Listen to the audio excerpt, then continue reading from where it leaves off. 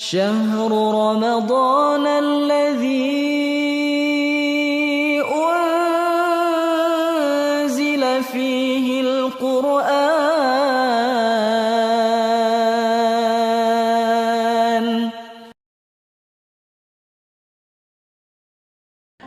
بسم الله الرحمن الرحيم. السلام عليكم ورحمة الله وبركاته. Segala puji bagi Allah Subhanahu wa Ta'ala, karena sampai dengan hari ini Allah Subhanahu wa Ta'ala masih memberikan kita berbagai macam kenikmatan-kenikmatan hidup.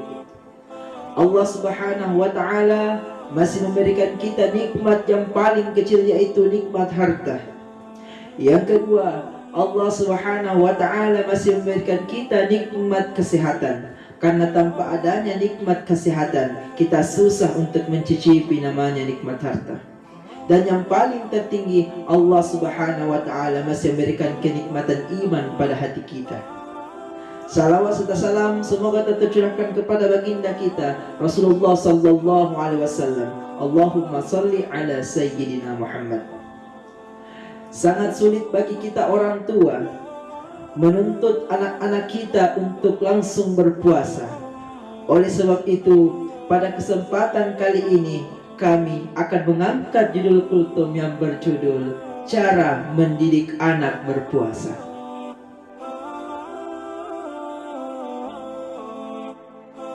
Anak-anak perlu dilatih, anak-anak perlu dibimbing agar mereka betul-betul bisa melaksanakan ibadah puasa seperti yang kita jalankan.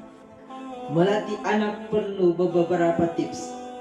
Di antara beberapa tips yang perlu diingat oleh orang tua adalah yang pertama, orang tua harus mampu memberikan contoh yang terbaik untuk anaknya. Tidak mungkin anak itu bisa berpuasa penuh seperti kita tanpa adanya pelatihan. Dan pelatihan itu bisa tercapai andaikan orang tua bisa memberikan contoh dan teladan yang terbaik untuk anak-anaknya.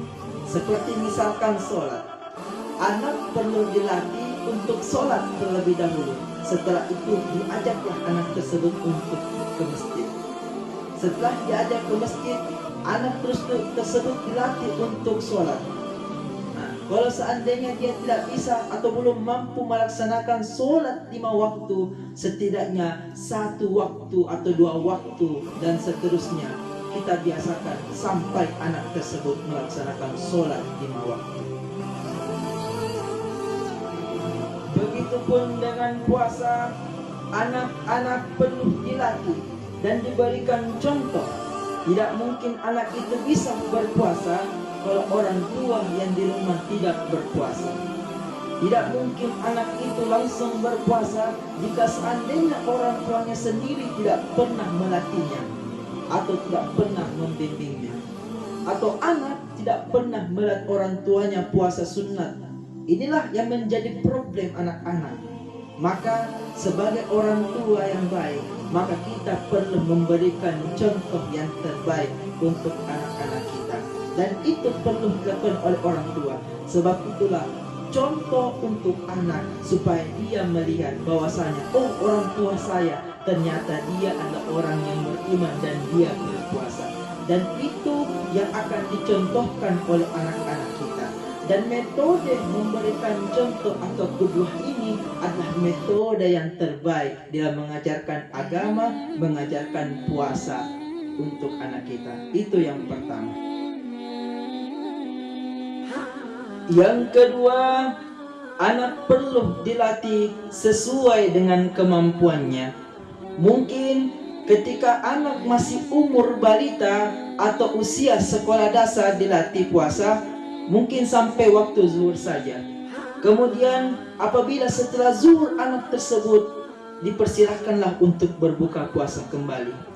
Kemudian ketika anak tersebut dilihat sudah mampu berpuasa sampai waktu zuhur, kita perpanjang lagi interval waktunya sampai sudah asar. Begitu seterusnya. Ketika asar dan anak tersebut tidak mampu melanjutkan puasanya, kita sebagai orang tua tidak perlu memaksakannya. Karena kenapa? Disinilah tahap anak untuk dilatih untuk berpuasa.